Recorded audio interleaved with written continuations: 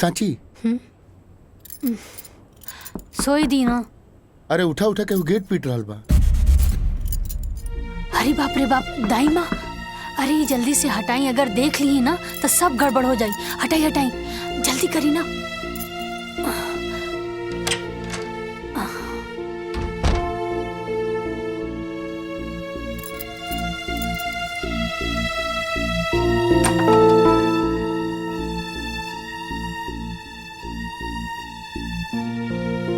अभी ले तू लोग सुतल बाड़ा जा, ली चाय पी ली।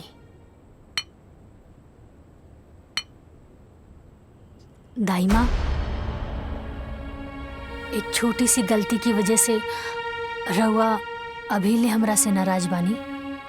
आपन बेटी समझ के हमरा के माफ कर दी ना। हम तो तोहके ओ दिने माफ कर देने रहनी हा, तोहसे भला काहे नाराज रहब। तू तो लक्ष्मी बाड़ुई घर के।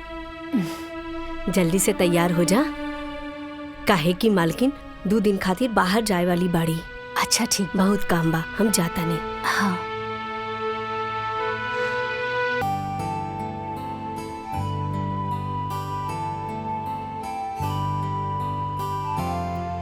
राम जी माई, तहरा भी का जरूरत रहे?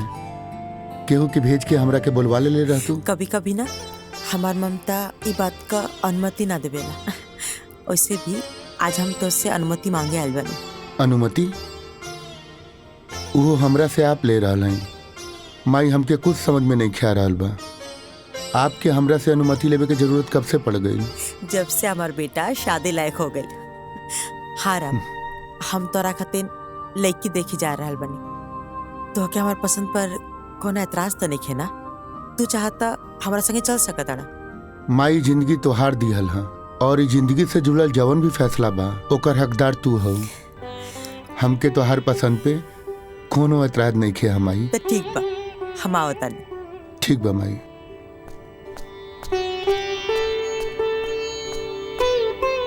तनी बिटिया के बुला दे। बस आ ही रहल बिया बिटिया।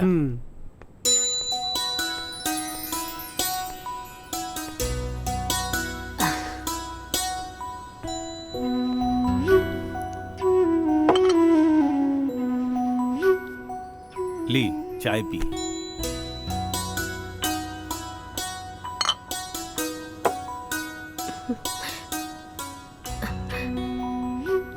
दीदी, ई लोग के पास कोनो पैसा वैसा नहीं के। 2 लाख के झारखंडी कार्ड से आइल बाड़े लोग।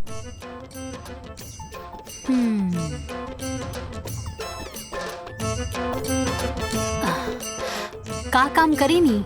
हमार नाम शेखर है। नाम ना, काम का करेनी? हमर खुद के बिजनेस बा। अच्छा अच्छा। का बिजनेस बा? मसाला के। मसाला के बिजनेस बा। आप ता रउआ टर्नओवर कितना बा? टर्नओवर बाबूजी बता दो। ई का पूछा था? टर्नओवर कितना बा? हमरा के नहीं मालूम। उठ। ए बुढ़ऊ, कब रखा?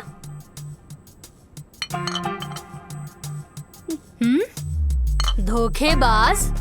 अरे ई लोगन के ना बाबूजी कोनो बिजनेस नहीं खे, ना मसाला के ना कुछ। अरे हमके तो लागता कि आटा के चक्की भी ना बा इन लोगन के लगे। ई लोगन के जब टर्नओवर के मतलब नहीं खे पता तो ई लोगन के का मालूम बा? और अभी ले तू लोग बैठल का बाड़ा? उठा उठा। अरे बाबूजी लड्डू ले ली। अरे निकला यहाँ से, निकल बाहर। चला। तू तो बेइज्जतियां करवा देला। चला। अरे बेटी, ई का कइलू तू? अरे बाबूजी, एक नंबर के फटीचर आदमी बाड़े और के लेके आयल रहे ऐसा रिश्ता? हाँ, अरे कामधारी काका। ई कामधारी काका के पास भी ना कोनो ढंग के काम नहीं खे। जैसे वो फटीचर बाड़न ना, वैसे ही फटीचर रिश्ता भी लेके आवेलन। अरे साची से बियाह करे खातिर कोनो ऑडी फॉर्च्यूनर बैंक बैलेंस लेके आए, तब जाके साची सोची है कि शादी करे के बा कि ना कि ऐसा 5 लाख झारखंडी कार वाला।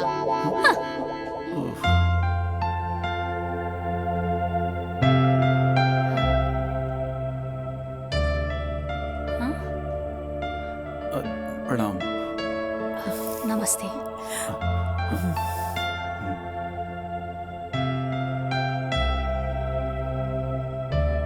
काका रवा एकदम सही कहत रानी है।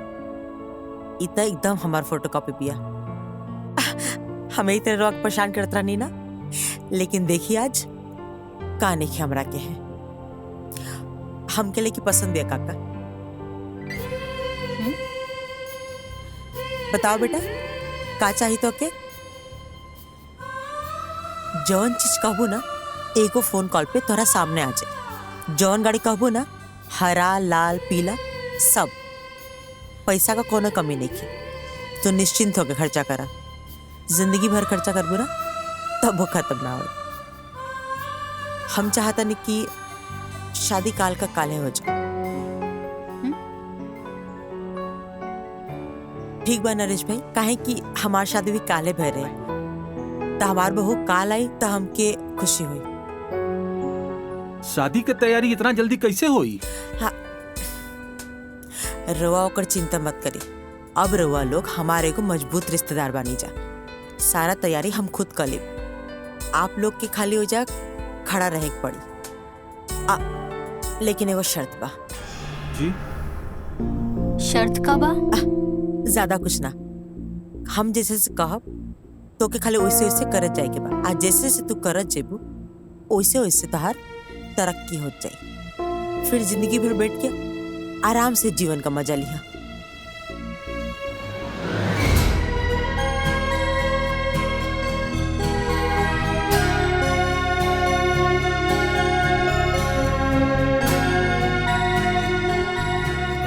कुछ कम होता बता दे जा।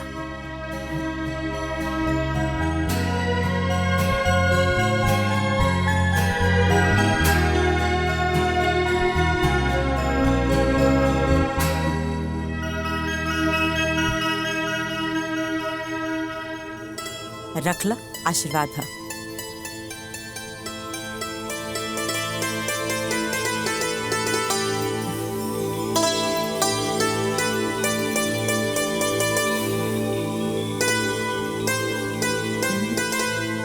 अब तो शादी तय हो गई। हाई लीजा मिठाई पूरा मोहल्ला में बंटवा दीजिए।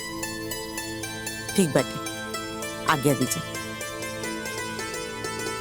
खुश रहा। चला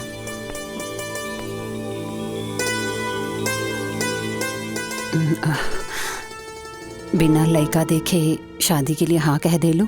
छोड़ी ना माई, अब रिस्क ले लेनी तो ले लेनी। अरे बेटा कल शादी हो जाएगा, घर बस जाएगा, ओकरा बाद देखल जाई कि कौन केकरा के इशारा पे नचावता। अरे बेटी उ देवकी के हम जाने ली। वो बहुत लोभी लालची और स्वार्थी औरत बिया। कौनो बात नहीं खेमाई। अरे हमरा के भी तो पता चले कि वो खास काम और जरूरी काम उनकर का बा। काहे परेशान बड़ा? नहीं नहीं कुछ नहीं। माँ का फोन है। हाँ माई प्रणाम। खुश रहो बेटा, बहुत खुश रहो। ई कहत रहने के पैसा मिल गया ना? हाँ माई मिल गई। ठीक बा। अच्छा सुनेगा जरूरी बात, हम ना राम का ब्याह तय कर दिल बानी। का बात करत रहे? अब भैया तैयार हो गए शादी खातिर? हाँ अब ब्याह काले बाटे तो क्या आवे के बाद जरूर से आ जाइए। माई बाकी एजा हमार दोस्त लोगन भी बारे। तो का हो गई, सबके ले लिया। अच्छा लगी बाराती करी सब लोग। तो ठीक बा माई, ठीक बा प्रणाम। हाँ चल खुश रहो बेटा। का बोल रही है मम्मी? राम भैया की शादी तो फिक्स हो गई बा। अच्छा हाँ हाँ। हमनी सब के चले के बा बारात में। पर पापा? या तो हर पापा तो ऐसे भी हमने की शादी ना होके दी है। तो चला हमार दुनिया में।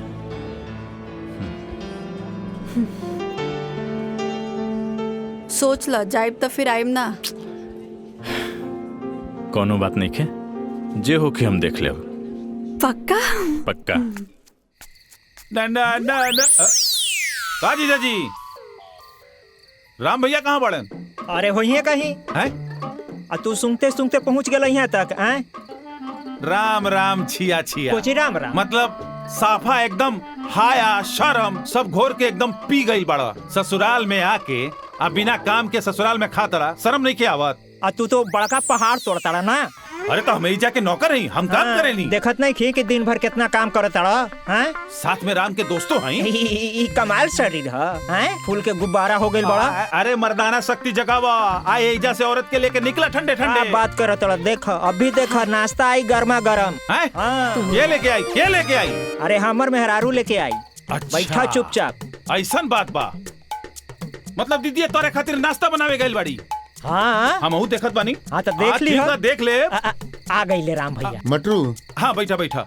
सामे से ढूंढा तानी, कहाँ बाड़ा तुम? इनका के जरा सा समझावा। ई सब काम धाम छोड़ के इस ससुराल में पड़ल बाड़े, यही जा खात बाड़े, यही जा पियत बाड़े, शर्म वरम सब खत्म हो तू तो पहाड़ तोड़ तोड़। काहे जिया जी के परेशान करत ताड़ा मटरू? छोड़ दी। ठीक देखा आ गई, देखा नाश्ता आ गई। खींचा, तू बैठा बैठा बैठा बैठा। अब ही तो कहत रहला हमार डर से खाना बनावे, नाश्ता बनावे। दीदिया कहाँ कुछ कहत रहनी, कहाँ कुछ कहत रहनी। वाह भाई वाह वाह, हे भगवान हे भगवान। नाश्ता लो, नाश्ता करो। भैया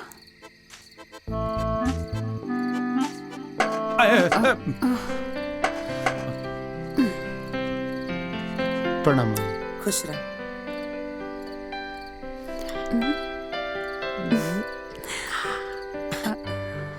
माई, मिठाई कौन है खुशी में? खुशी ई बाटे कि हम अपना राम का ब्याह तय कर दिल बानी।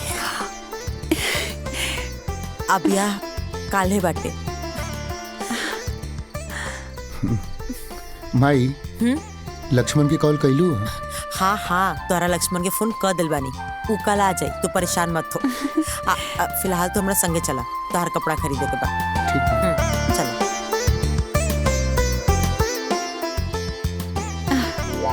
हाँ, खाए में तो तेज बढ़ले बड़ा। लपेट ला। ए दीदिया, इनकरा के चुप करा रहे, बिना मतलब के, न काम के, न काज के। ज्यादा मत बोली, मिठाई खाई। ब्याह तय हो गई। हमरा के केहू कुछ बतैबे न कैली। कबो कबो तो संदेह होला कि हमहू ई घर के दमादे न हई, हैं कि कुछ और है। बतावा, अभी कुछ कामो न कैनी है, आ कल बियाहो बा, न कपड़ा सिलवनी आ न कुछ खरीदारी करनी। समय कहाँ बा? वाह वाह वाह। जेकरा लगे ई घर में खाली समय ही समय बा, वो कहता कि हमरा लगे समय ही नहीं खे। है ना? अरे अपने ब्याह वाला कपड़ा लता पहन के चल चल जा बराती। अच्छा और का? ठीक है बा। हाँ। अरे चुपचाप चली ना यहाँ से। जा जा निकल जा। धीरे बोला तो गलवा के नस फट जाए। हाँ चला निकला। अरे मिश्री मलाई खैला और कैला तन बुलंद, अब खैया शकरकंद।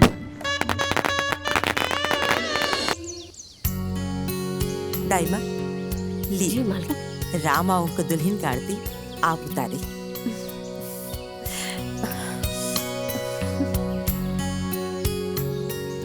घर में नया बहू के आरती एगो नौकरानी करी का? ई नौकरानी ना, हमार दाई माँ बड़ी। दाई माँ मतलब नौकरानी ही होला ना? दाई माँ का करबो दुल्हन, राम इतना ना दाई माँ का के उनके प्यार करना कि अच्छा छोड़ा जायदा, कौन बात नहीं। तू आवा, कलश की लात मार के भीतर आ जा।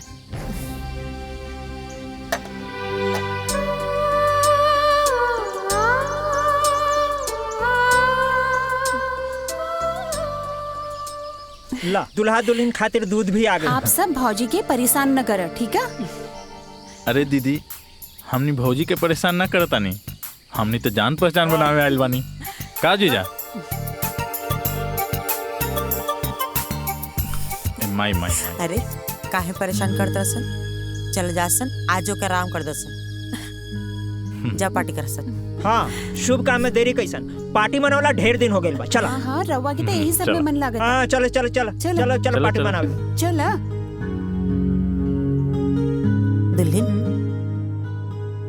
हाइला दुल्हन, तहर मुंह दिखाई।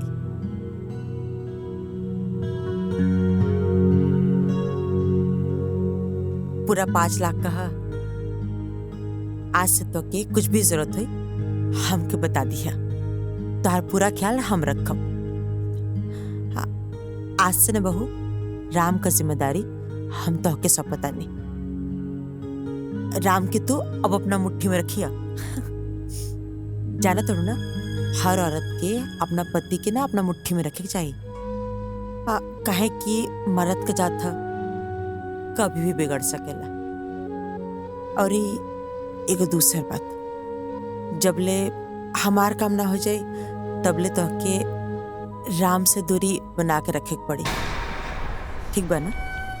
आज जब तक राम तहार सारा बात न माने लागे और तू जैसन कहा उसने ना करे लागे, तब तक हमार बात याद रखिए, ठीक बा ना?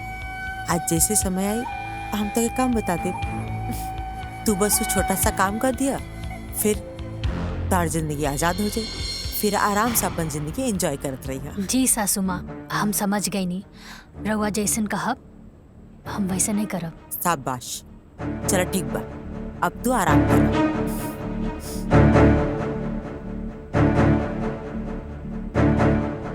कैसन माई बिया जे अपन बेटा के ही अपन पतों से दूर रखे के बात कर दिया।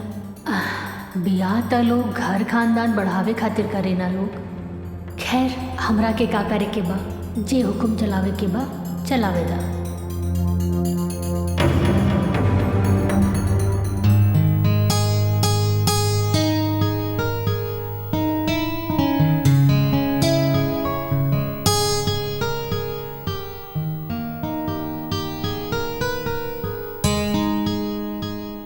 माई के पसंद के माने के पड़ी। ऐसा लगा था कि आसमान से चांद उतर के हमरा सामने आके बैठ गई बा। अखिया खोलबू, कुछ बोलबू, या पूरा रात अखिया बंद करके ही बिता देबू? अखियां एक शर्त पे ही खोलब। का शर्त बा? पहले रउआ हमरा के वचन दी। ठीक बा, हम वचन देता नहीं। कहा ना जी कि सब कुछ इतना जल्दी भइल कि हम एक दूसरे के ठीक से जान पहचान भी ना पौनी। बस हमके थोड़ा समय चाहिए ताकि हम रउआ के अच्छे से समझ सकी और एक दूसरे के जान सकी। ठीक। हाँ?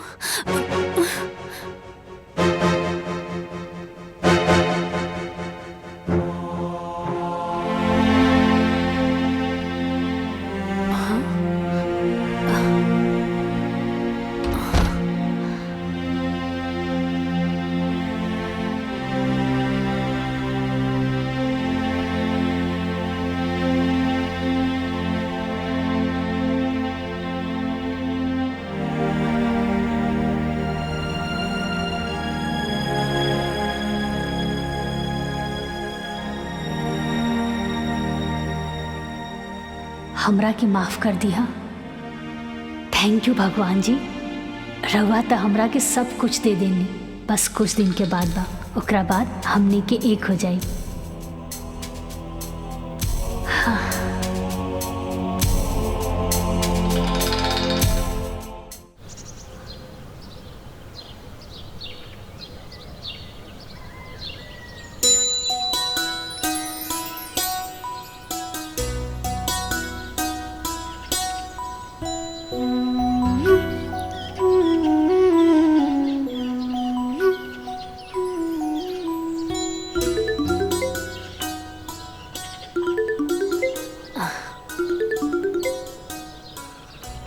माई प्रणाम। खुश रहा बेटा, बहुत दिन हो गए तोरा से बात कैले। कैसन बाड़ू माई? हम एकदम ठीक बानी बेटिया, तू बतावा। हाँ हाँ सब ठीक बा, हम हो ठीक बानी। और साची तोहर सास कैसन बिया? माई सासू माँ तो बड़ा रहस्यमय बाड़ी, का कहेली का सोचेली वो खुदे समझेली। सुन बेटिया, हम तोरा के पहले भी बतैले रहनी, नजर रखियो ओकरा पर, बहुत खतरनाक बिया हो। अच्छा ये सब छोड़ा माई, ये बतावा कि बाबूजी कैसन बाड़े? ठीक बा बेटा, पूछत रहले कि साची के फोन आयल कि ना। ठीक बा माई, अब हम फोन रखत आनी, बाद में बात हुई। ठीक बा? ठीक बा।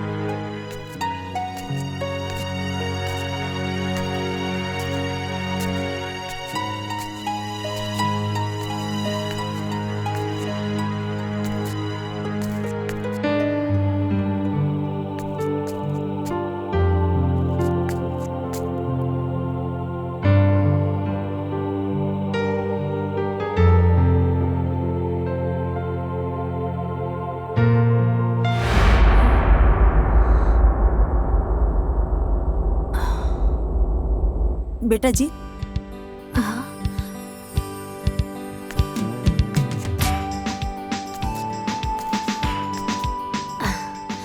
बोली ना सासू माँ। धन देख के ऊपरे ताकत रहबो का? माई बाबूजी संस्कार निखर सिखौले। सॉरी।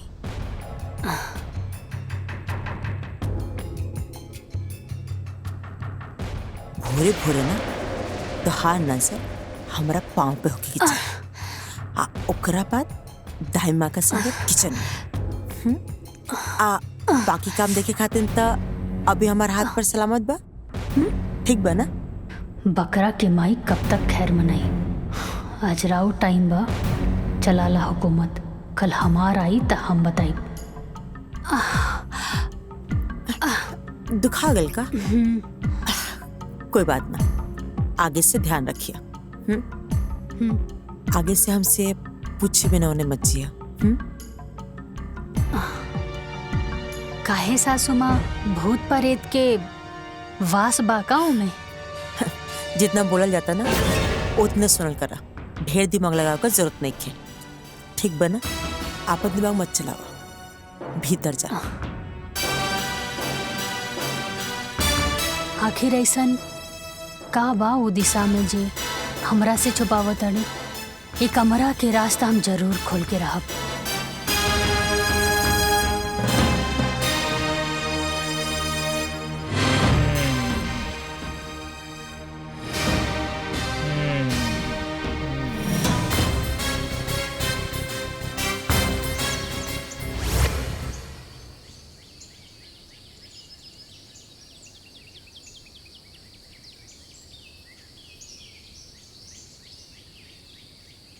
भौजी तने एक मिनट। हाँ बोली ना पाहुन, का बात बा? बैठे अब बैठे। बैठी ना रहुआ। तब कहीं भौजी का हाल चाल बा? हाँ पाहुन, सब कुछ ठीक बा। कैसन लागल घर दुआर और इमे रहे वाला लोग सब? हमरा छोड़ के बताएं। सब केहू अच्छा बा। घर द्वार भी बहुत अच्छा बा। हमरे जैसन खा गई नहीं ना धोखा। हाँ? एहिजा के लोगन के चेहरा गोर बा, बाकी दिल काला। हमरा दिल बिल्कुल साफ बा, गोर बा। रउआ सोचत हो खब कि काला कलोटा सुखड़ा आदमी के कि मंदाकिनी कैसे मिल गई, लंगूर के अंगूर कैसे भेटा गई? हाँ? कैसे बैठा गई? मोहब्बत भौजी। हाँ। मोहब्बत में आंधर हो गई रहनी है। वही मोहब्बत के चक्कर में ओकरा से बियाह कर बैठनी। ओकरा माई के चक्कर में, ओकर माई के मीठी मीठी बात में मुहा के घर जमाई बने खातिर तैयार हो गई नी भौजी। हमरा का मालूम रहे कि घर जमाई के साथ साथ ये जेल खाना के भी मुंह देखे पड़ी। ये अच्छा खासा चलता फिरता आदमी जेल खाना में बंद हो गई। अभी जेल से कैसे मुक्ति मिली है भौजी, कुछ समझ में नहीं खे आवत। पाहुन रहुआ चिंता मत करी, सब कुछ ठीक हो जाई। ए जी कहाँ बानी? अब का होल तहरा के? सुनी, रहुआ देख ली, हम अपन काम निपटा के आवत। ठीक बा भौजी।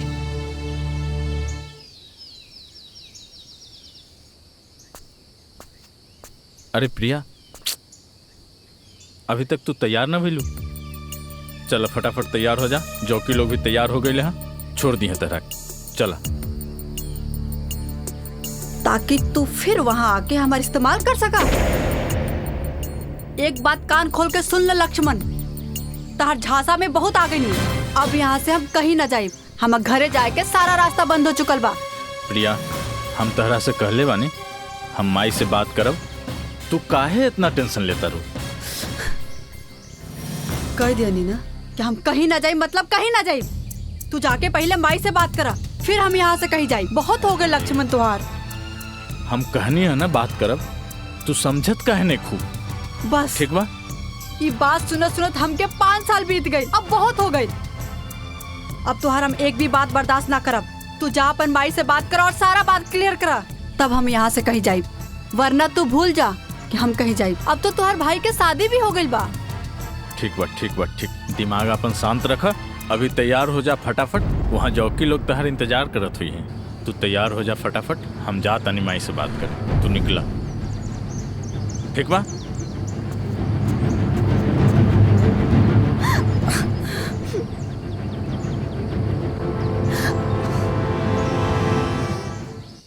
ई मटरुआ त दिन पर दिन लापरवाह भइल जाता। अभी ले खाना लेवे ना आइल। राम के खाई में देरी होता।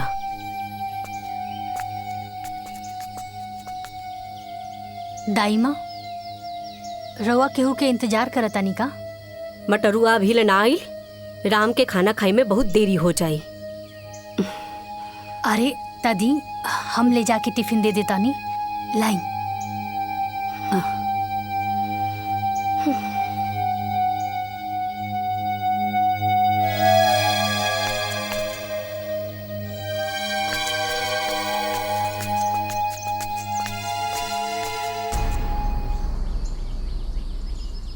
बेटा जी, पति पर प्यार उमड़े लागल बा का? सासू माँ, रवे तो कहले रानी ना कि अपना पति के मुट्ठी में करे के बा। बस ये सब उहे के प्रयास बा। शाबाश, ई भइल ना बात। कहा तो का चाहिए? हमके तब बस राउर आज्ञा चाहिए। ठीक बाटे। आज से राम का टिफिन तू ही लेके जेबू। जल्दी जा, वो तो के गोदाम में भटैया अनाज जाए के समय होता ना। ठीक बा। और ये हमार बात याद रहे। जा। जी सासू जी।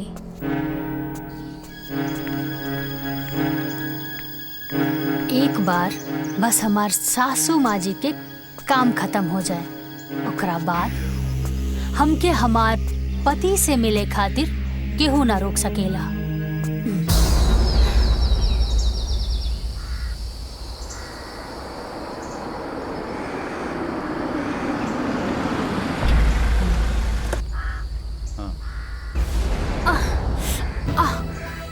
आराम से उठो, बिल्कुल आराम से।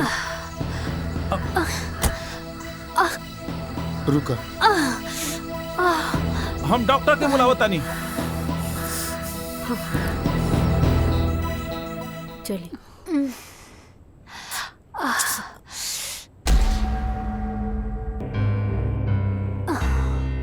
मामूली चोट है, चोट की वजह से बुखार आ गया है। मैं दवाई लिख के दे देता हूँ, आप मंगवा लीजिएगा, सुबह तक ठीक हो जाएगा। धन्यवाद डॉक्टर साहब। मटरू। हाँ माँ जी। ये डॉक्टर साहब दवाई लिख के देता ना, जाके ले ले यहाँ। और डॉक्टर साहब के भी बाहर तक छोड़ दा। ठीक बा। ए जीजा, साथे चलो। तू रहेला तो हमरा थोड़ा ठीक लगी। हम कहे जाई? हम कहीं रात के बहरा आई जाए लेना। ये कुल तहरा वजह से भइल बा। तू जा। हमरा वजह से? सरऊ, तू समय पे टिफिन लेवे आ जाता तो ये आज भौजी के संगे ये ना होखी। हाँ जा। तोरा भाई। मटरू चुप। जाके चुपचाप दवाई लेके आओ। और आप सब भी यही जब भीड़ के लगा कोनो जरूरत नहीं के, जाके अपन अपन काम करी जा। जाई जाइए। चलिए डॉक्टर साहब, चलो। चले। दुल्हन, तू आराम करा। कोनो चीज का जरूरत हुई तो दाई माँ के आवाज दे दिया। जी सासू माँ। ठीक बा माई।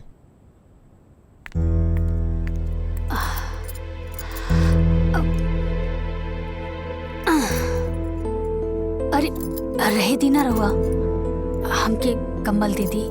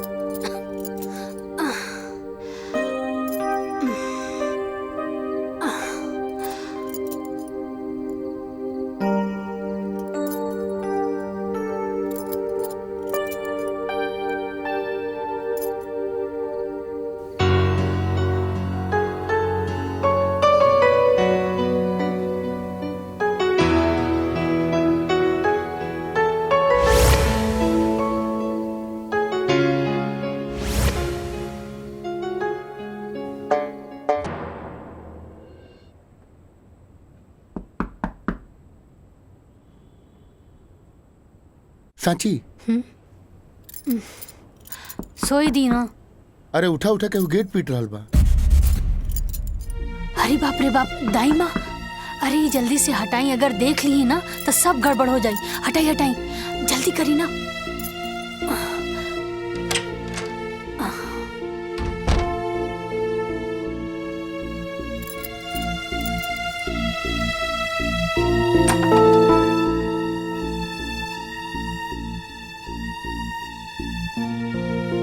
अभी ले तू लोग सुतल बाड़ा जा, ली चाय पी ली।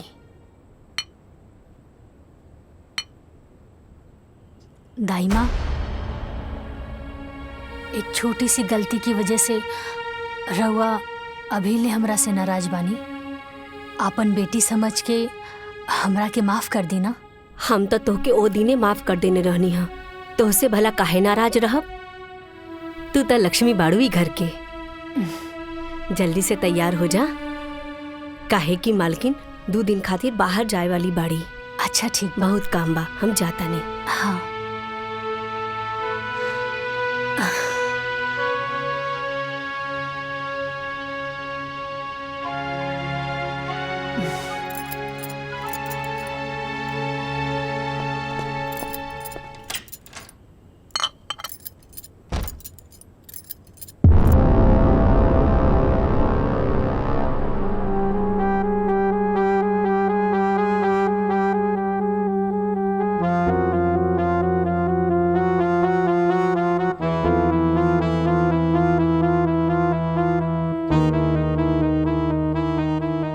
चमक धमक के बीच में ई जंग लगल ताला,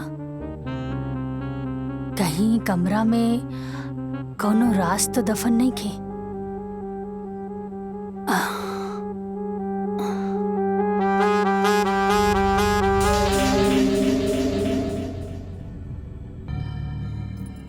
दुल्हीन, ये का करत हो तू? चला हिजा से। अरे दाई माँ, हम ताई घर के बहू बानी। ना ना चला चला। अरे दाई माँ सुनी, वो कुछ ना कही। हाँ, और हमरा के तो बस इतना जाने के बा कि आखिरी कमरा में ऐसन का बा जेकर केहू की जरूरत नहीं खे। कोई कुछ ना बोली, हमरा के देखे दी।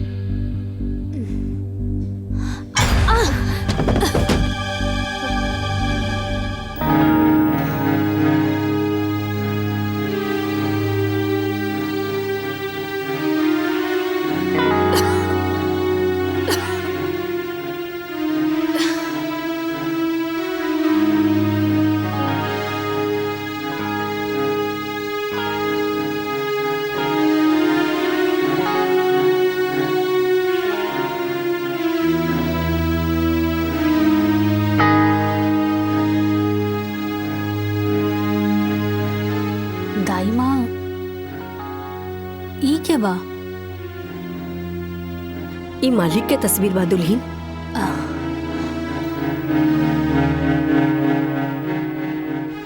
घर के मालिक और ऐसन जगह पर?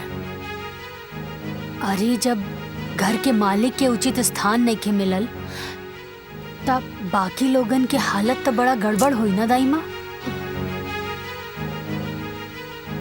हम मालिक के उचित स्थान जरूर दें। ना ना दुल्हीन, ना।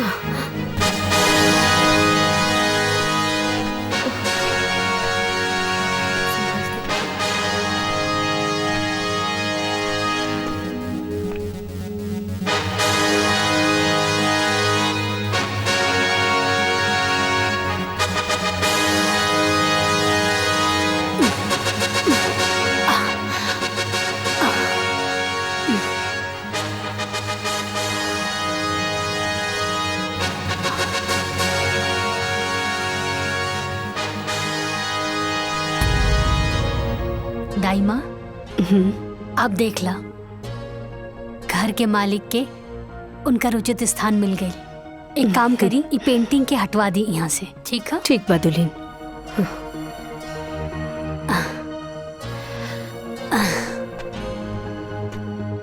बाबूजी की फोटो वो कबाड़ खाने में, लेकिन काहे?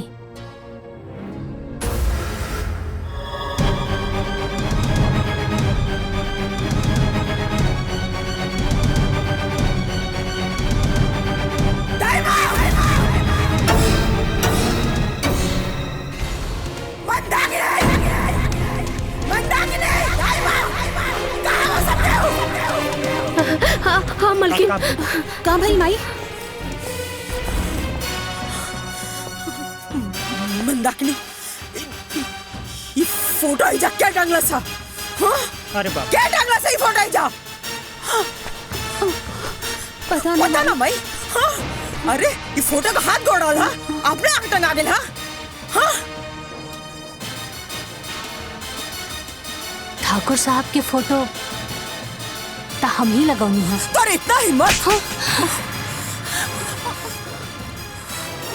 केकरा के लगा? अपना हद से ऊपर उठेगा ना, कोशिश मत कर, ना तो ऐसा पर कतरब कि तू दोबारा उड़े लायक ना बच भी। समझ में आ गई?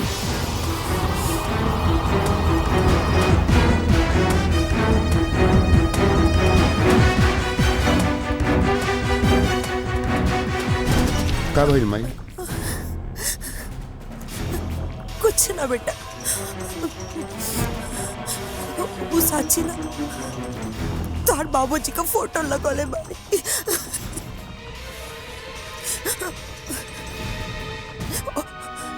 वही खातिर शाबाशी देत रहनी है।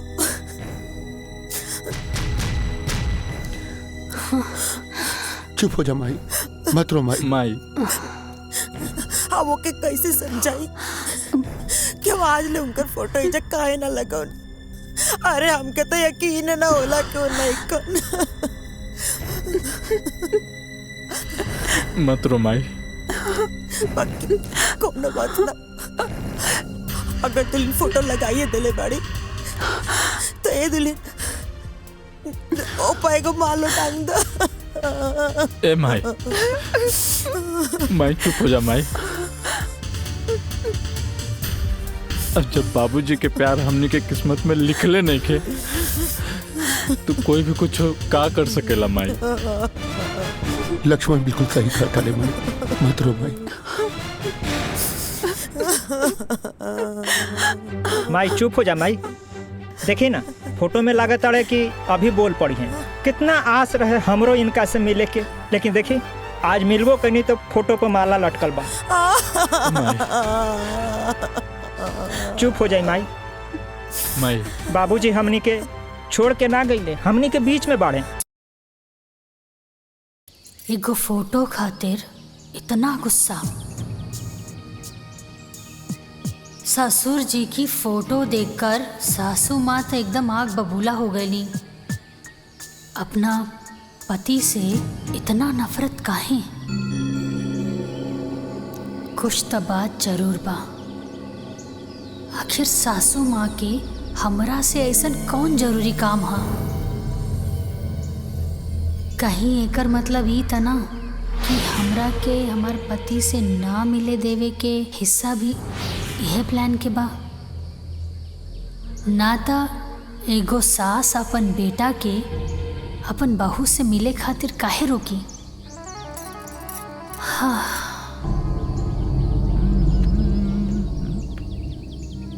भाभी, भाभी, भाभी। अरे देवर जी आई। का भाभी, भैया के याद आवता का? ना ना देवर जी, ऐसा कोनो बात नहीं खे। तो फिर इतना स्ट्रेस में तो पहले कबो ना दिखात रहने। का बात बा, तबीयत ठीक बा ना तोहार? हाँ देवर जी, तबीयत ठीक बा। कहाँ बानी? जाई, राउर फ्रेंड बुला रहल बिया। जी आवत।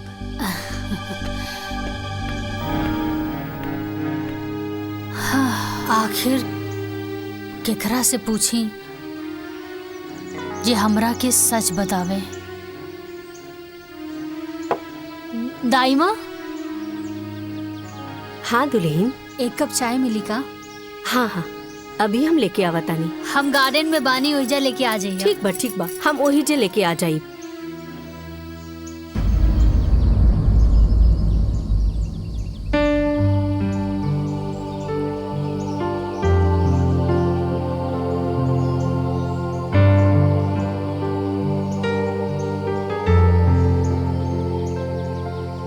दुल्हन, हाँ हाई चाइला।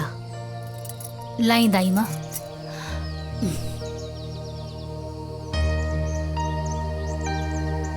दाई माँ, का दुल्हन? अगर रवा से हम कुछ पूछब त रवा बुरा तो ना नु मानब? ऐसन काहे कहत हो? पूछा। दाई माँ, रवा ई हवेली में कितने साल से काम करत बाड़ू? जब से राम के जन्म भई तब से ये हवेली में हम बानी। हाँ। अच्छा दाई माँ, एक बात बताई, ये ससुर जी की फोटो देख के सासू माँ इतना गुस्सा में काहे आ गईली? एकरो जिम्मेवार हम ही बानी दुल्हन। छोड़ो ना, जायदा उनकर तो आदते बा बोले के। अरे दाई माँ सुनीता, एक तरफ बहू भी बोलतानी और दूसरी तरफ बात भी छुपा रहल बानी। और रउआ जिम्मेदार कैसे मानी?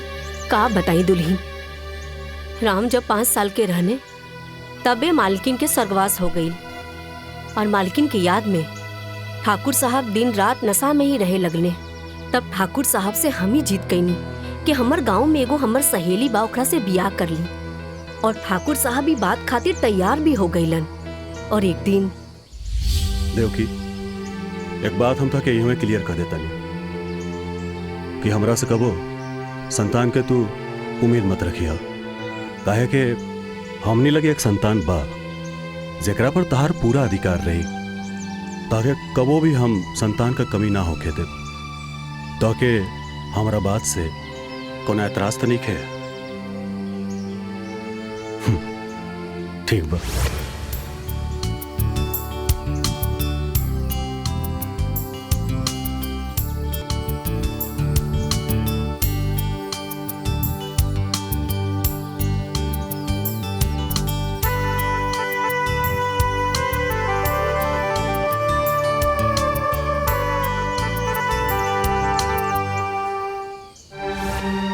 फिर का भइल? ठाकुर साहब जी के साथ का भइल? ठाकुर साहब के तो बड़ा दुख भरल कहानी बा दुल्हन। फिर देवकी के जीत के आगे ठाकुर साहब हार गईले। देवकी, कौने धर्म संकट में डाल देलू? हम तो से पहले ही कहले रहली नु कि हमके और बच्चा ना चाहिए, और फिर कहता नहीं कि एकरे बारे में ना सोचा। ठीक बा ठाकुर साहब, हम भी अभी ना जहाँ था देवकी, दाई ने खबरदार, जोन मरे एक बात कहलू।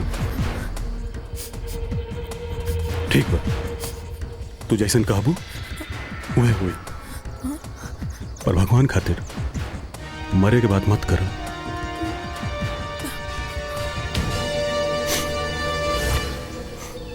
और कुछ महीना बाद देवकी अपना कोख से 2 गो बच्चन के जन्म दिहली, एगो लइका और एगो लइकी। अपना बच्चा के मुंह के देख राम के प्रति रवैया बदल गई। ठाकुर साहब भी देख के बहुत दुखी भइले और हमरा से एक ही बात कहले कि गीता, हम ई बियाह कइके बहुत बड़ा गलती कर देनी, लेकिन कोनो बात ना बा, हम ई गलती के अपना जीते जी सुधारब और एक दिन वकील के बुला लेने।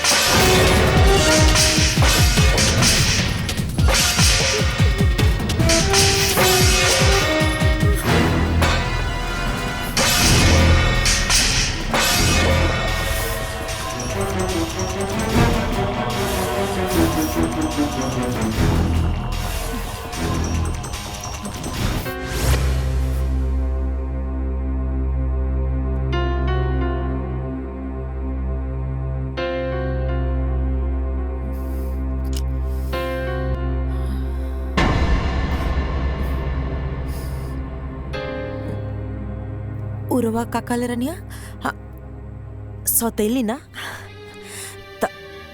तब जब रवा हमके सौतेली कहिए देले बानी त अब हम रवा के बताई कि सौतेली का होले।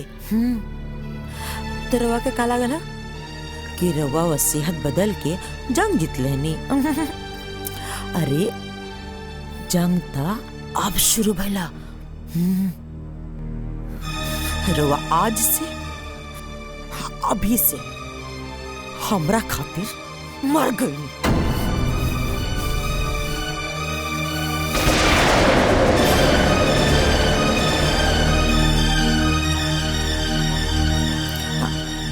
रवा के का लागल ई जो एक्सीडेंट भइला वो इत्तेफाक रहला। आहा वो हम करवले रहनिया।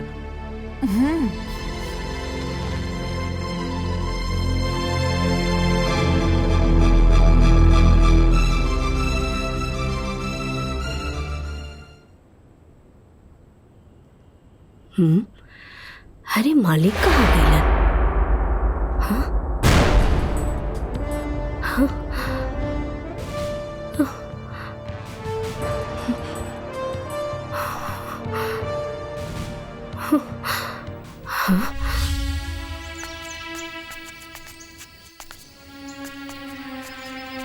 ओकरा बाद ठाकुर साहब कहाँ गईनी? ठाकुर साहब के का भइल हमनी के कुछो पता न चलल। बहुत लोग तो इहो कहेला कि देवकी ओकरा के मरवा देले। अगर हमके पता होखित कि हमार सहेली अंदर से ऐसन बिया था तो हम शादी करवैती ही ना। हमके अपना सहेली माने के बजाय एगो नौकरानी मानतिया। ई सबके त जिम्मेदार हम ही हई। रउआ से कौनो गलती ना भइल बा। रउआ तो बस अपन फर्ज निभानी है। का दाई माँ तोरा लगे कुछ काम नहीं खे का?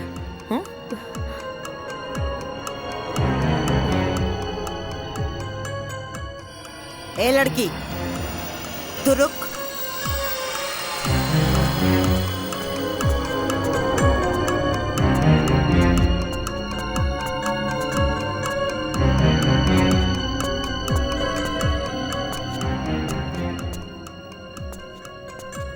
बेटा जी इसन कौन विशेष मीटिंग चलत रहा कि सुबह से साँझ हो गई? सासू माँ आज तक हम रउआ से कबो कुछ पूछनी है का? आपका हवा पानी बदले खातिर भी हमके राउर इजाजत लेवे के पड़ी। एगो फोटो टांग के हमके उल्टा जवाब दे के हमरा खिलाफ जाके तू साबित का कल चाहत रो। तो हर 2 कौड़ी का औकात हम चुटकी में बर्बाद कर दे। जहाँ से आयल बड़ू ना ओई जे उठा के फेंक दे। सासू माँ हम इतना मूर्ख नहीं थे। हम ही घर में बियाह करके आयल बानी और रहल बात औकात के ता आज भी ई घर में हमार औकात राउर औकात से ना बहुत ज्यादा बा। काहे कि ई पूरा घर के मालिक हमार पति बाड़े। और रउआ के हमरा से कौनो काम रहल ना जौना खातिर रउआ हमरा के घर में लेके आईनी। हमरा के सब पता चल गई बा। रउआ के हमार सिग्नेचर चाहत रहे ना और हमार पति के अंगूठा। यही खातिर रउआ हमार पति के मूर्ख बना के रखनी और अपन बेटा के शहर भेज के पढ़ौनी लिखौनी। पता चल गई। ज्यादातर हम वो जहरीली नागिन है जेके एक बार डसले पे नहीं तो उठ के पानी भी ना मांगेला। सासू माँ नागिन प्रजाति के त रउआ पार कर देनी, एमे कौनो शक नहीं खे। लेकिन रउआ नागिन ना, रउआ बानी आस्तीन के सांप। जे पालेला उहे के रउआ डसेनी। रउआ शायद ही भूल गईनी कि जौन हवा पानी में रउआ पल पोस के आयल बानी उहे हवा पानी में हमहू पल पोस के आयल बानी। यही से अगर रउआ नागिन बानी त हम बानी सपेरा, और हम हर वो नागिन के फन कुचले के हुनर अच्छे से जानी ले। राउर ई जोन गुरूर बा और ई जोन हुकूमत बा ना, एक दिन ओकरा के अपन पाँव के नीचे ना झुकावनी तो हमरो नाम साची ना।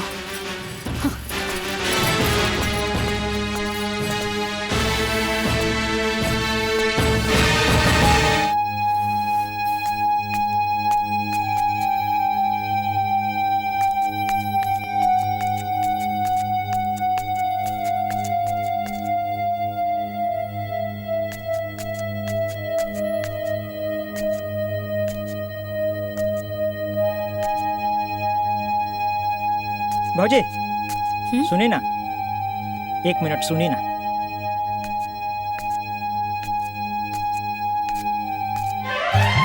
अरे हे दुर्गा, हे काली, हे लक्ष्मी, हे सरस्वती, हमरा कोनो प्रकार से ये घर से बाहर निकालिए भौजी, हमरा उद्धार करी। अरे बाहुनी, ई रउआ का कर रहल बानी? हाँ उठी, अरे पहले उठी। उठ गई नहीं, हम रउआ के बात मान गई नहीं, बाकी रउओ के हमारे को बात माने के हुई। बीए पास, पढ़ल लिखल है, अपन पैर पर खड़ा होखल चाहता नहीं, बिजनेस करल चाहत बानी, लेकिन वो हमार सास हमार राह में कुंडली मार के बैठल बाड़ी। भौजी कुछ उपाय करी। देखी हम रउआ के हिम्मत के देखले बानी, वो शेर बिया तो रउआ सवा शेर है। कोनो प्रकार से हमरा ये घर से बाहर निकाली है भौजी। You are iron lady. भौजी की जय। अच्छा सुनी पाहुन, हम जल्दी रउआ खातिर कुछ करब, लेकिन अभी हमरा के जाए दी, कुछ जरूरी काम बा, समझी? जी जी जी ठीक बा ना? जी भौजी, जाइन जाइन, लेकिन जल्दी ये कोशिश करब ये भौजी। लेकिन का भइल? बात नहीं करे के हमके। अरे लेकिन कुछ बताइबू कि का एक भइल? बार कहा तैले की बात नहीं करे के तो नहीं करेंगे। तो के एक ही बात बार बार बताए पड़ी, समझ में नहीं क्या हम का कहते नहीं। जा तू यहाँ से।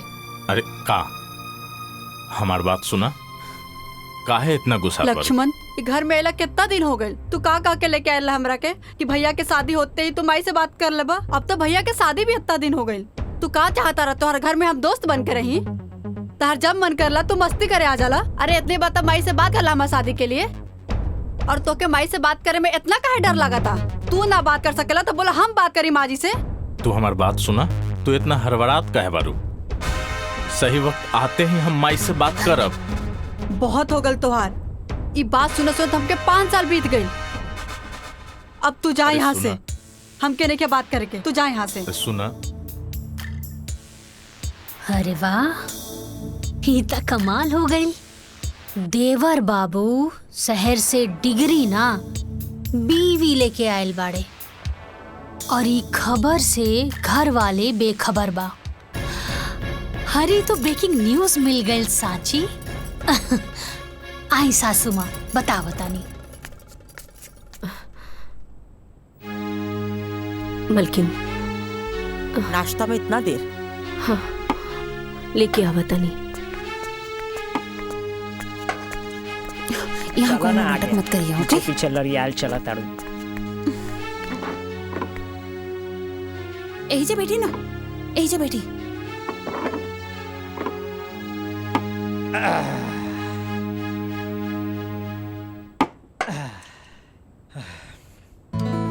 भूख लागल बा।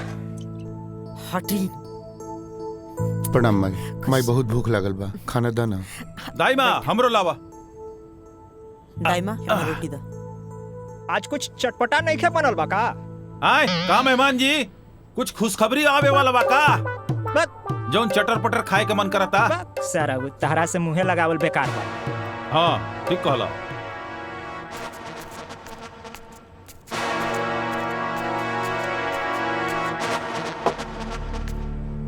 दाई माँ हमरो दा भूख लगल बा। हाँ ठीक बा।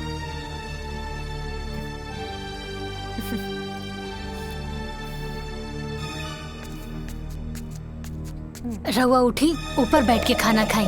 पर हम तो बचपन से ऐसा ही खाता रहल बानी। अरे 10 साल पहले तो शादीशुदा भी ना रहनी ना। माई के राज में रउआ नीचे बैठ के खाना खावत रहनी है, अब बीवी के राज में रउआ ऊपर बैठ के खाना खाई। आई ठीक बात, जा जा।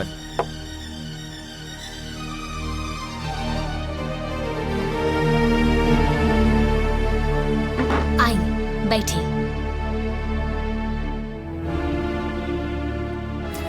हाँ राम, एजे बैठ के खा ला।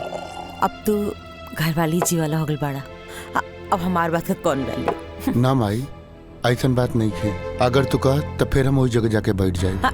ना ना बेटा, कौनो बात ना, आज से तो एजे बैठ के खा। माई एगो रोटी दाना। हाँ हाँ। ये पूरा घर के मालिक हमार पति बाड़े। ए लीजी रोटी।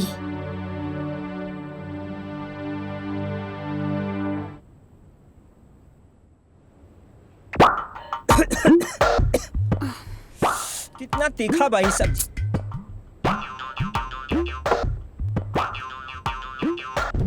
इतना भी तीखा नहीं के मेहमान कि घोटाओ ना, खाई चुपचाप। तोहरा से चुपचाप ना बैठल जाला का, चुपचाप खाई ना। ए दीदिया, अरे इनका उड़द तीर पकड़े के आदत पड़ गई बा।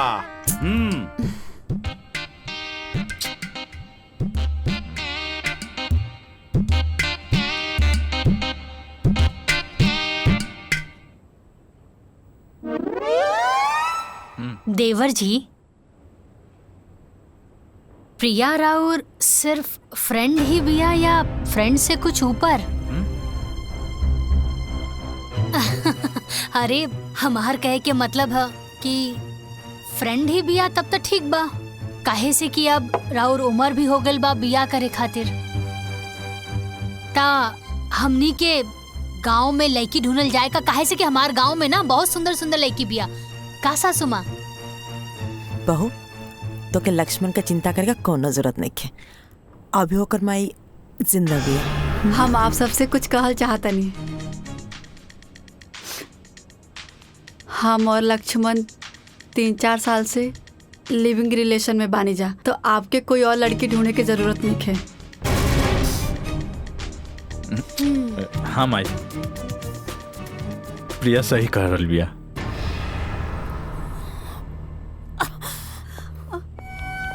माई माई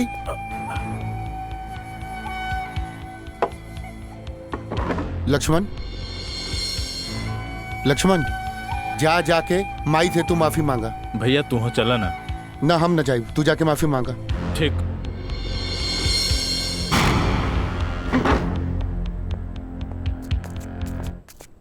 पाहुन, ई लिव इन रिलेशनशिप का होला? वो जो शादी से पहले होला ना, वही होला। मतलब आजकल के जनरेशन के पता ना का हो गइल बा, शादी ब्याह के झंझटे से एकदम खत्म। बाप रे बाप, ढेर कलयुग आ गइल बा। हमरा खाए दो। ढेर बात बोल, अब चुपचाप बैठी ना। दीदिया का कहती है सुना।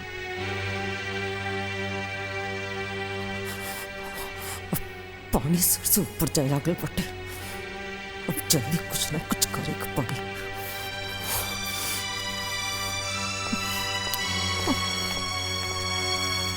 माई माई, ए माई, नाराज बारी का? नाराज काहे होई? हमार शौक, हमार अरमान, हमार गुरूर का गला घोट के पूछे तड़ा कि माई नाराज बाड़ी। अरे 3 साल से ये बात हमसे छुपा के रख ली। आज जब बतावे का बेरी आई है, जाके दूसरा से बोल ले हा, तो उन्हीं का ठान के रख ले बड़ा संग कि हमार अरमान पर पानी फेर कर हम बसन। माई हम रोज हिम्मत करके तरह से कहे के चाहत रहनी, बाकी मुंह तक बतवे ना आवत रहे। माई हमके माफ कर दे माई। माई तहार दिल तनिको दुखावे के हमार मन न रहे। माँ जी हम लोग के माफ कर दी। अब तो देखत जा सच्ची, तो से ई घर का झाड़ू पोछा अगर ना करोनी ना, तो हमरो नाम देवकी ठकुराई नहीं।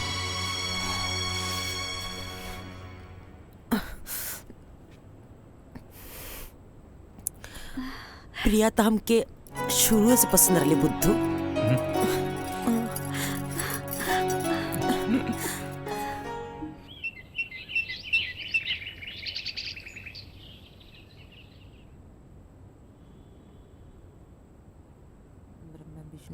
महादेव गंगे काशी विश्वनाथ गंगे हर महादेव गंगे काशी विश्वनाथ गंगे हर महादेव गंगे काशी विश्वनाथ गंगे हर महादेव गंगे काशी विश्वनाथ गंगे हर महादेव गंगे काशी विश्वनाथ। दाइमा जी मालकिन। अरे पूजा का थाली पूरा घर में दिखा दे।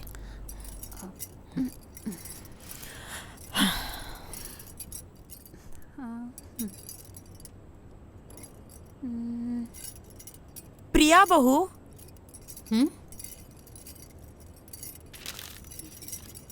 ए हमार बहू। हाँ माँ जी। बहू आवत नहीं निक लगा था ना।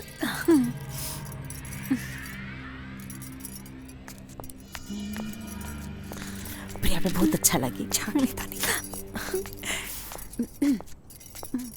हाँ माँ जी। आओ ना हमारा लगे बैठा। हमार चांदनी है बहू। अब देखो प्रिया, तू हमके पहले तो कुछ ना बतौलू तो हमके ढंग से स्वागत करे के भी मौका ना मिलल।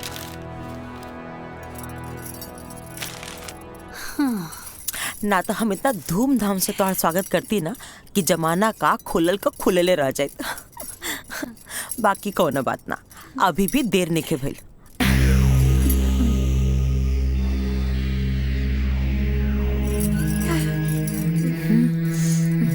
ये हमार खानदानी हारा। तब तक तू एक पढ़ना आ धीरे धीरे ना हम तो के घर का गार्जियन भी बनाते।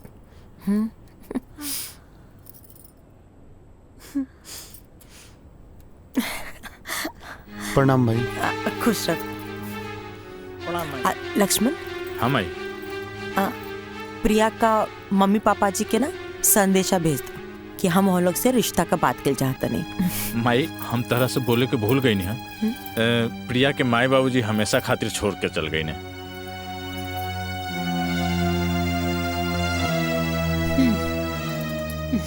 हाँ तो का भेल, हम प्रिया का माई है आज से। अरे राम, तो एजा काहे बैठल बड़ा? जाके पंडित जी के बोल दा तहार छोट भाई का ब्याह तय हो गइल बा। ठीक बा माई, हम जाके अभी पंडित जी के बुला के लावतानी। सांची तू हो जा, माई के काम में हाथ बटावा। जी हाँ सांची। अरे हमरो के केहू कुछ बताई कि हमरा का करे के बा। हमहू ये घर के दमादे हैं, हमरा का करे के बा। शादी ब्याह के माहौल बा, ज्यादा कूदी ना, चली तैयार हुई। चला चला, एकरा में घबराए के कौन बात बा, चला।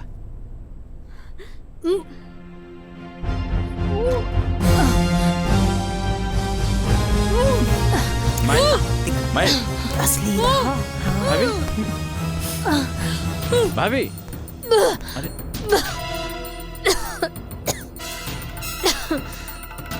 और ये तोहार खुशी देख के मुंह बनावती है। चाय दे जरूरत दिया। हाँ तो हई देख, हई सन हमारा लगी कम से कम 10 को बा। का बोल भाभी? भाभी ठीक तो बानी ना? हाँ देवर जी हम ठीक बानी, बस उल्टी आ गई। भाभी डॉक्टर बुलाई का? अरे ना देवर जी हम ठीक बानी। और रउआ एजा का करत बानी? राउर तो शादी के बाद चला था ना, जाई तैयारी करी। भाभी हम ठीक बानी, रउआ जाई। ठीक ठीक बा।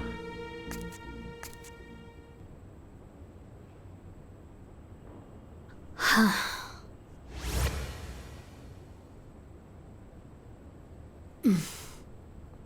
सांची हम का भइल, तोहार तबीयत ठीक बा ना? हाँ हम ठीक बानी। लक्ष्मण बतावत रहे कि तोरा उल्टी भइल रहे नीचे। खुशखबरी बा। हम तोहार तबीयत के बात करत तानी और तू खुशखबरी के बात करत तानी। रउआ पापा बने वाला बानी का? साचो? हाँ। कबले हम पापा बन जाए? हम जाके माँ के बता क्या बता? अरे बैठी था। अरे अभी बहुत टाइम बा, और सासू माँ के हम समय देख के बता दे। काहे से अभी घर में शादी ब्याह के माहौल बना। बधाई हो पापा जी।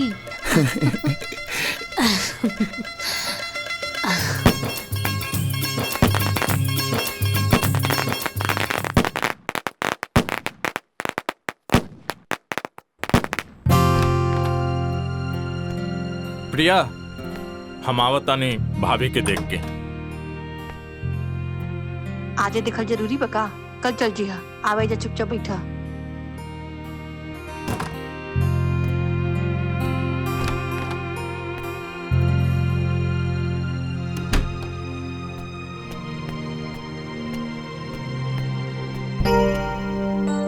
का भइल भाभी? ठीक तो बानी न रहुआ? तबीयत ज्यादा खराब हो गई बा लगता। भाभी कहीं तो हम डंडार हेल्थ में कॉल करके डॉक्टर से अपॉइंटमेंट ले ली। अरे नाना देवर जी, हम एकदम ठीक बानी और ये सब करे के कोनो जरूरत नहीं खे। और रउआ एजा का कर रहल बानी? जाई, प्रिया इंतजार करत हुई। अरे ना भाभी, पहले हमरा खातिर रहुआ लोगिन बानी, ओकर बाद प्रिया। हा लक्ष्मण, तू टेंशन मत ला, हम बानी नु। तू जा, प्रिया तोहार इंतजार करत हुई। अब देखिए, जा जा जा, रहुआ सब लोगिन ठीक बोला बा। तानी, बाकी मन न करता यहाँ से जाए के। जाई देवर जी, इंतजार करत हुई। ठीक बा।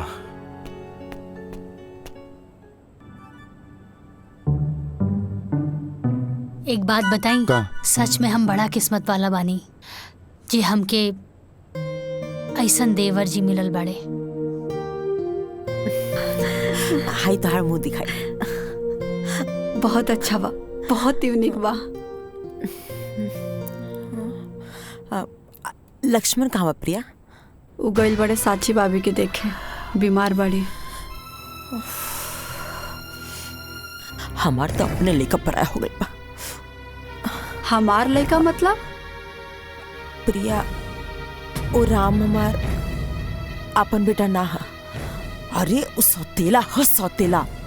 हम बहुत कोशिश करेनी कि लक्ष्मण ओकरा से दूर रहो, लेकिन वो तो भैया भैया करके एकदम भगत बन गइल बा। अब तू ही सोच दुल्हन, का हम इहे दिन खाते न ओके पढ़ौले लिखौले रहनी हा कि वो जाहिल गवार का पीछे पीछे घूमत रहो? हाँ, बाकी प्रिया, अब हम ये चाहता नहीं ना कि तू लक्ष्मण के अपना मुट्ठी में रखा।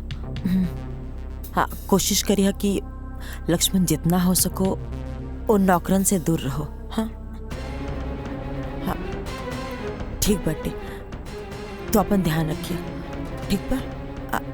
आराम करा।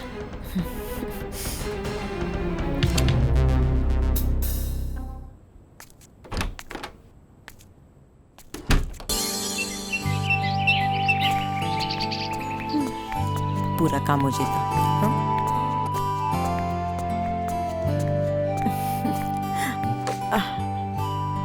प्रणाम माई। तू भी बैठ जा बेटा।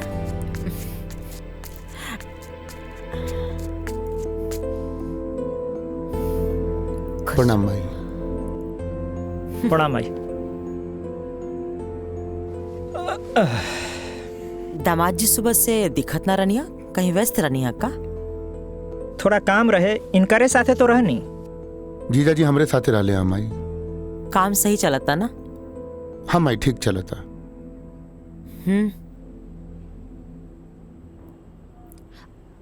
सुनी ना देवर जी। हाँ भाभी। जीजा जी के रवा लोगन से कुछ बात करे के रहल हा। हम कहाँ कुछ कहनी है। हाँ, कहत रहनी है कि सिनेमा।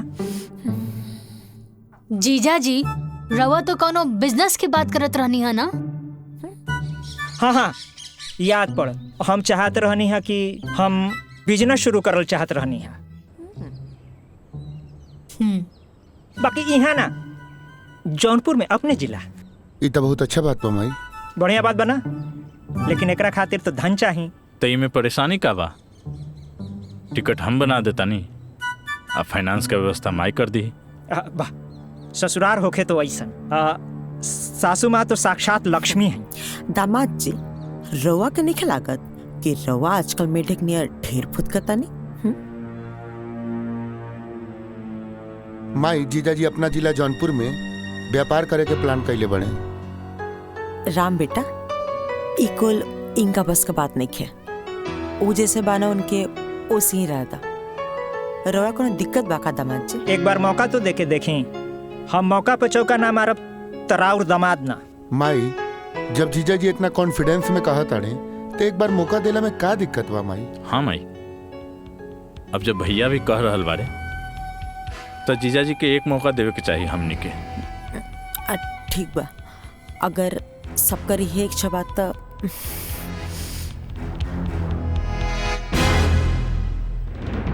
जिया जी हमरा टिकट बना देता नहीं। ला खाली हम अकेले थोड़े जाए। अब बिजनेस बा तो नया नया बिजनेस शुरू करब तो हिसाब बखरा खातिर कोई तो चाहे न, साथ में मंदाकिनी जी हैं तो काम आसान हो जाए। अरे हाँ, जीजा जी तो एकदम ठीक तक कह रहल बाड़े। अब देखी ना, सासू माँ ससुर जी के गैला के बाद ये पूरा हवेली के खानदान के बिजनेस अकेले संभरले बानी।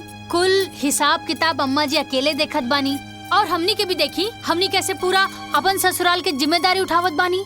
अब अगर मंदाकिनी जीजा जी के साथ में जई हैं तो उनके बिजनेस में बढ़ोतरी होई ना। का अम्मा जी सही कहा तानी ना? तो ठीक बा जिया जी, हम दोनों जना की टिकट बना देता नहीं। हाँ देवर जी कर दी।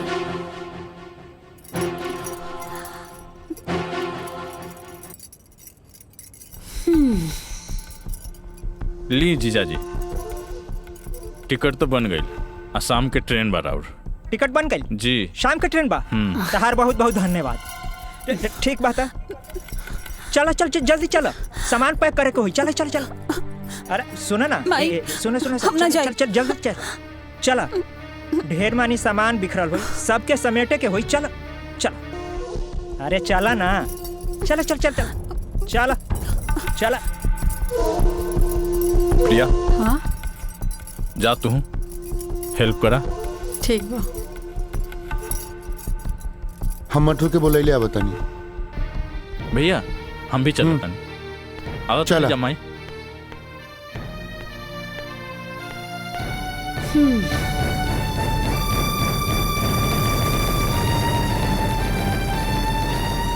तो के कर खामियाजा भुगते पड़े लड़की। भोगी तो अब रउआ सासू माँ, और देखत रही कैसे एक एक करके सब केहू के रउआ से दूर कर दे।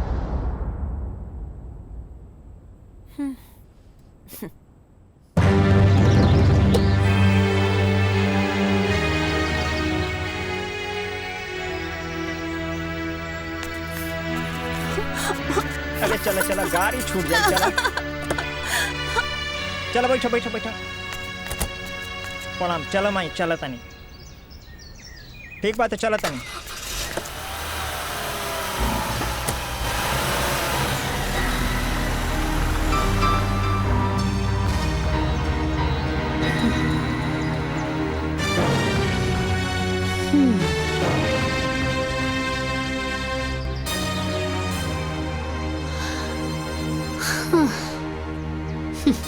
ए मटरू, रुको रुको रुको रुको।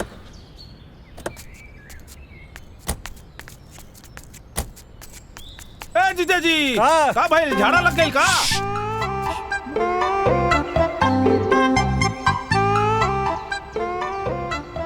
हे भगवान, हमरा ससुरारी के रास्ता के मुंह ना देखे के पड़े। हे भगवान, हमरा इस सास के दोबारा मुंह ना देखे के पड़े। हे भगवान, यहाँ के सारा अनौती पनौती सब यहीं रह जाओ। एक सेकंड हो गई। सबसे बड़का पनौती के तो लेके जाता रहा। कहाँ? अब हमरा का मालूम कहाँ ले जाता रहा? चलो चलो जल्दी चलो। ट्रेन छूट जाई महाराज। चलो चल चल चल चल चलो।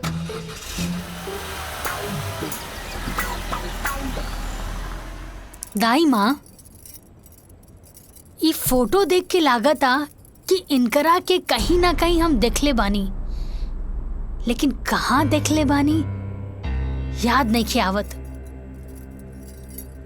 देखले तो बानी कहीं ना कहीं। याद करके बतावा दुल्हन, कहाँ देख लू? हा?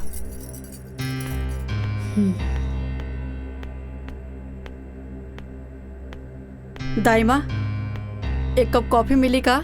हाँ अभी अभी लावता नहीं। ठीक बा।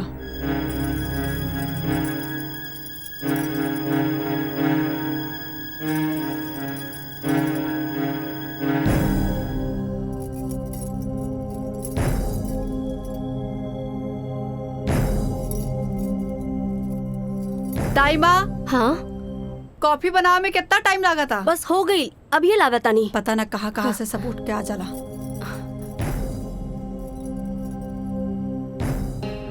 इला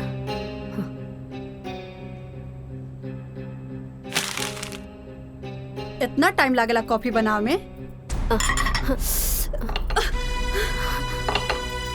यू बास्टर्ड जाहिल गवार, तुमको सेंस नहीं का? दुल्हन वो गलती से गिर गई ला। प्रिया, तमीज नहीं खे का कि अपने से बड़ से कैसन बात कल जाला? अरे कम से कम दाई माँ की उम्र के तो लिहाज रखा। लिहाज आप करी, काहे कि आपके नौकरानी और मालिक के बीच के फर्क नहीं के पता। अरे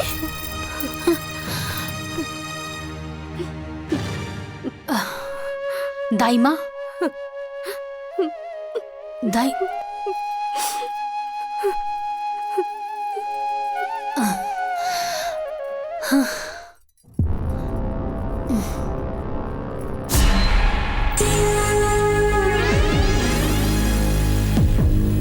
अच्छा,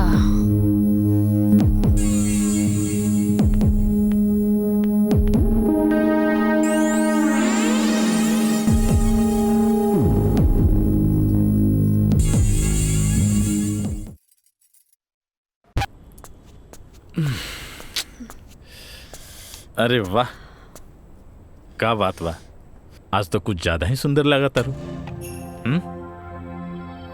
का भइल? प्रिया चलो हमके टॉवेल दे, नहाए के पड़ी, बहुत देह चुनचुनाता। जा जाके अपन भौजी से मांग ला। अब भौजी कहाँ से आ गई ली? प्रिया हमके तो कबो कबो लागत ना कि तू हमार पहले वाली प्रिया हो ही ना। शादी के बाद एकदम बदल गई लू। अरे चलो भाई टॉवेल दा, देह नोचता। देह नोचे चाहे माथा, गवार वाला काम करे में बड़ा मजा आवेला ना। गवार मजदूर के साथ रहत रहत तू मजदूर हो गल बड़ा। अगर मजदूरी करे करला तो इतना काहे पढ़ला लिखला? प्रिया अपना जवान के लगाम दा। का गलत बोलता नहीं, मजदूर के मजदूरे बोलम ना। प्रिया वो हमार भाई हा।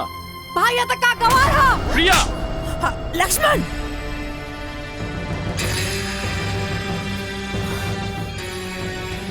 तोर हिम्मत कैसे भइला हमार बहू पर हाथ उठावे के? मायू हमार राम भैया के कहतिया कि गंवार हा। और का गलत कहलस है? अरे पढ़ल लिखल पड़े तो मालिक का काम करू। माई लेकिन वो तो भैया के शोभा देता ना। तो ठीक बा, जिंदगी भर ओकर नौकरी करू, हाँ ओही का संपत्ति पर गुलाम बन के जी। माई तू का कहता रू? हम सही कहता नहीं। अरे तोर बाबूजी मरे से पहले अपन सारा संपत्ति वो राम का नाम पे कके चल गया। अब अगर ओकर मर्जी हुई तो ओमा से होता के 2 टुकड़ा दे, बाकी अब तक वो संभव नहीं है। काहे कि ओकर आपन वारिस आवेला बाटे। आपका जब मेहरारू भी है ना, उन ओमा से 2 कौड़ी भी तो के ना दी। अरे बेटा, हम तोर माई है, जौन कहता नहीं तोर भलाई खातिर कहता नहीं, तू समझ। माई हमके कुछ समझ नहीं के आवत। माई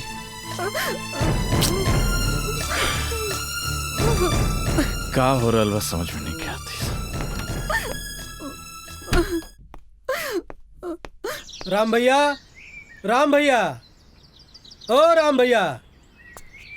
अरे का हो मधुसूदन? ए भैया, हमनी चंदा मांगे आयल रहनी जा। अच्छा हम देता नहीं, कितना चाहिए? ना ना भैया, आप भैया रहे दी, राम भैया के भेज दी, हमनी को उससे ले लिहल जाई। ठीक बा, भेजा तानी।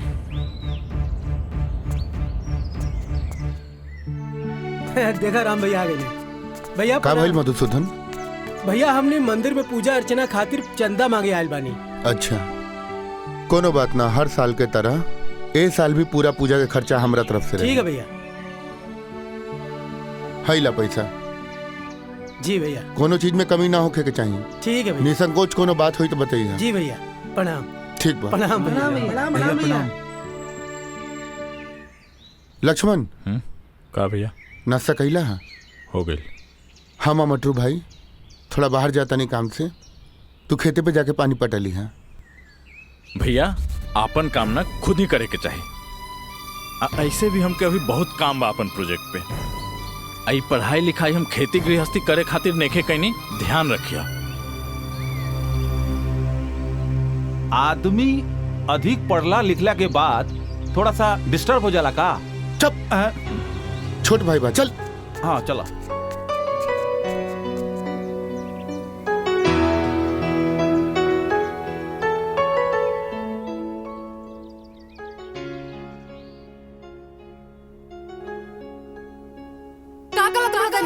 मजदूर बोलम ना।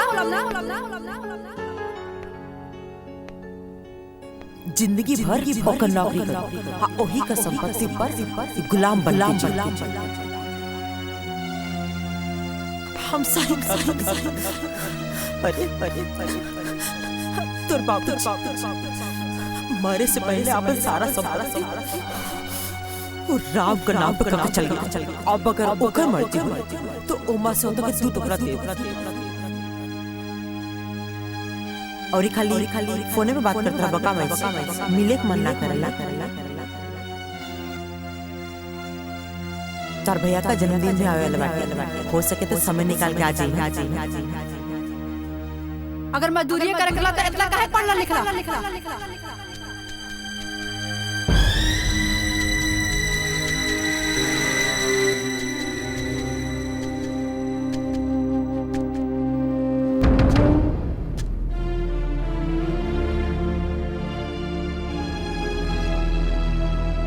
प्रिया तू ठीक कहत रहलू। हमार नाम के एक भी पहचान अपन गांव वाले के सामने नहीं है। तो के हम उहे न समझात रहनी। हाँ अब सही समय बाटे अपन मुट्ठी टाइट कर दे, न तो सब कुछ ना रेत का नियर निकल जाई। तो माई ओकरा खातिर का करे के पड़ी? विशेष कुछ ना करे के पड़ी, खाली वसीयत का पेपर पे राम से अंगूठा लगा के पड़ी ओ लड़की से साइन करा के पड़ी। बस पूरा दौलत संपत्ति के सब कुछ के तो इकलौता वारिस हो जाए। ई काम हम आज का आज ही कर दे। राम के तो हम जैसे बोलो वैसे कली, बाकी टेढ़ा खेर बिया लेकी। बाकी जो भी हो आज तो फैसला हो के रही।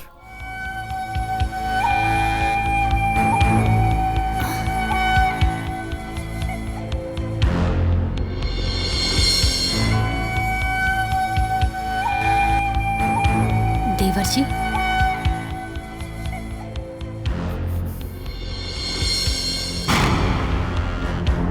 सासू माँ बहू सवेरे मंदिर गिरलू साज का दिया बाती कर तड़ू। बहुत शुभ घड़ी बाटे। तनी हमार छोट काम कर दो। हाई पेपर साइन कर दो। सासू माँ कौना चीज के पेपर बाई? तो के याद बा तो से कले रहनी तो से को छोट काम रही, जब सही समय आए तो बता दे। उहे ला वसीयत का पेपर साइन कर दो।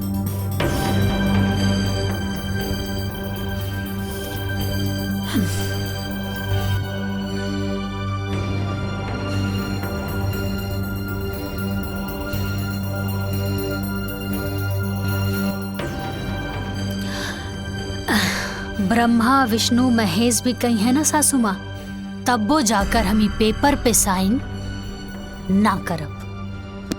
भाभी कर दी साइन। अच्छा एकर मतलब कि सब लोग एक हो गए बाड़ा, कोनो दिक्कत नहीं के। रवा सब लोग मिल के भी ना हमरा सामने कुछ नहीं के। और सासू माँ जब रवा हमरा से हारे लगनी तापन पतो और बेटा से मदद लेवे लगनी। अरे रवा के कुछ ता शर्म करे के चाहत रहे। हाँ इतना प्यारा देवर जी के मन में भी रवा जहर घोल के रख देनी। अरे छी बार भाभी अगर एक शब्द भी और हमार माई के खिलाफ निकलल तो हमरा से बुरा कोई न होई।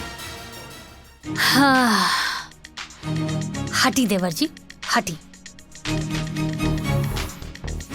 भैया अब समय आ गइल बा, हुकुम के इक्का के।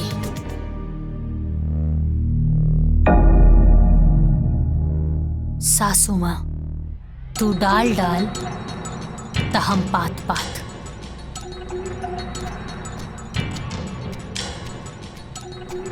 प्रणाम माई। खुश रहो। राम। हाँ माई। माई क्या बेटा? ठीक बा। कैसन रहा दिन? सब अच्छा रहे माई। बिजली ना रहे तो सिंचाई ना हो पाएगा। कल हम करवा दे। कोनो बात ना। राम जी माई। तुझसे कुछ मांगब तो अपने माई की देबा? माई सब तो तोरे बा, का चाही तारा के? आज तक तू हमरा से कुछो नहीं के मंगलू। कुछ चाही नहीं, बस ये पेपर पर तारा अंगूठा चाहिए।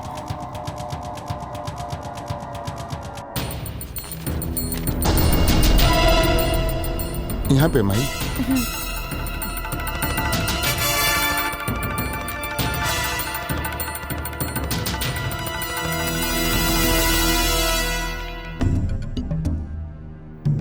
बस बस कहा था ने बेटा कि अगर साची के बोल के भी साइन करवा दे तो अच्छा रहे। ठीक बा माई, हम करवा देता नहीं। साची साची जी यहाँ आवा। आवता नहीं।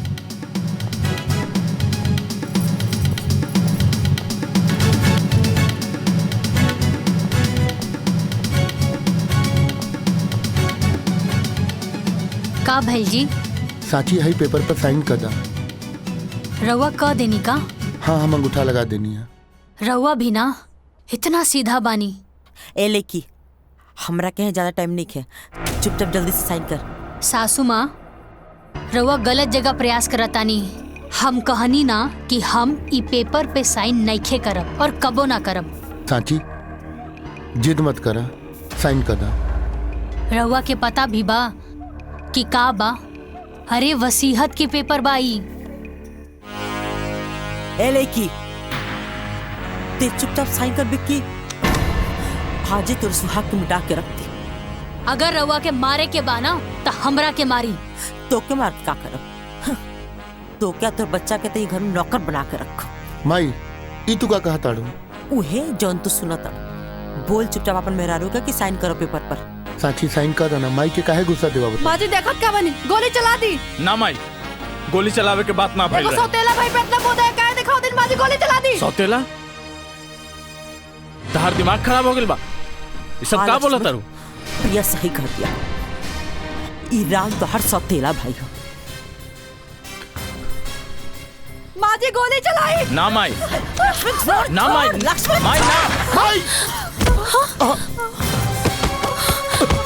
ए जी माई का कइलू? ए जी ई का हो गइल? अरे दाई माँ। अरे ये तारा के मत कैसे भाई भाई पर हाथ उठावे। दाई माँ। माई का भइल? एक के माफ कर दे भाई। ये बच्चा भाई करे के नहीं के पता भाई का कइले बा। अरे 9 महीना भाई कोख में रख के अपना खून के दूध बना के पिया बेली तब बेटा दुनिया देखे के लायक बनेला। ए भाई ई का कर देलू भाई? अरे एक बार हमरा बोल के तो देख तू। तोरा के सब बत्ती चाहत रहे ना, हम अपन जान निकाल के तोरा कदमों में डाल दे। भैया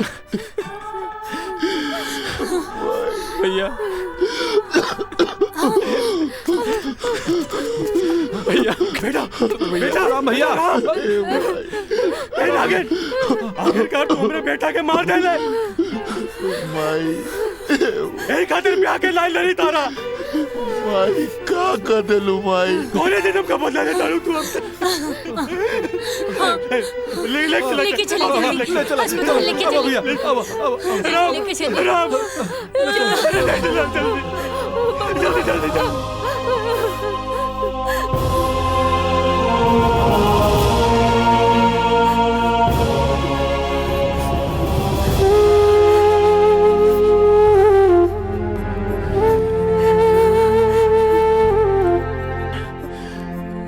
इतना बड़ा झूठ।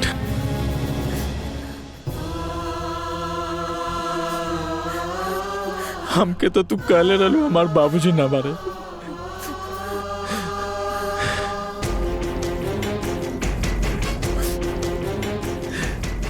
बाकी काहे माई, काहे ऐसा कैलू?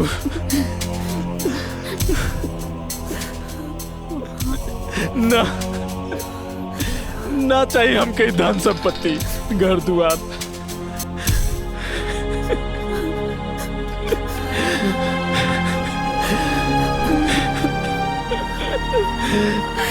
ना चाहिए। माफ कर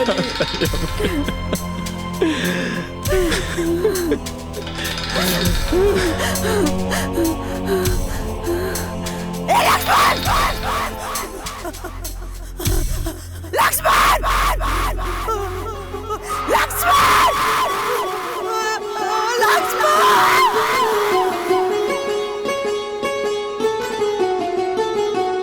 ठीक है ठीक बानी ना?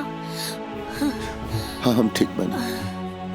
आराम बाबू, होश आ गए। लक्ष्मण, हाँ भैया। कैसन बाड़ा तू? हम ठीक बानी भैया, रउआ ठीक हो जाई, सब ठीक हो जाई। हम ठीक बानी, तू मत रो भाई।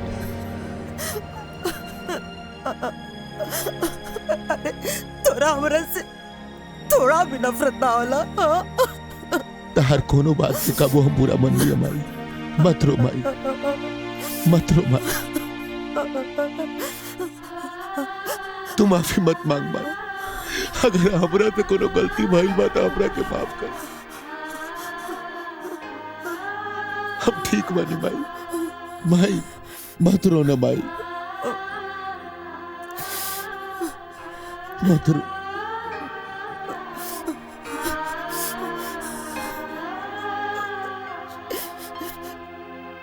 ठाकुर साहब, रवा भी हमके माफ कर दी।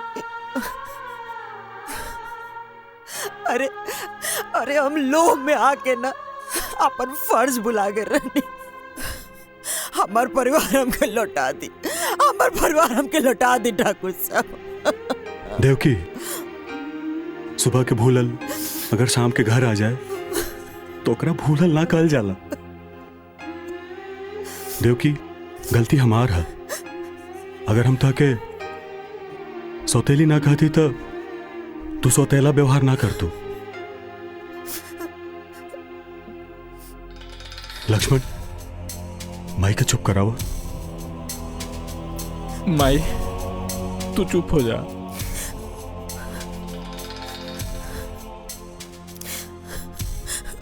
बहू, हम सबसे बड़ तो हार गुनाहगार बनी। अरे तू तो हमारा घर का लक्ष्मी रहलू, लेकिन हम तोरा संगे कितना गलत कही, कितना गलत। तो कि जौन सजा देवे के बा तू हमके दे दा, बाकी हमके माफ कर दो। माई, माई, रउआ के प्राश्चित कैला के कौनो जरूरत नहीं खे। राउर एक एक आंसू ई बात के गवाही देता कि रउआ निश्चल बानी। और माई कहल जाला ना कि अंत भला त सब भला। और सासू माँ, अब सॉरी माई, अब कौनो शर्त वर्त तो नहीं खे ना?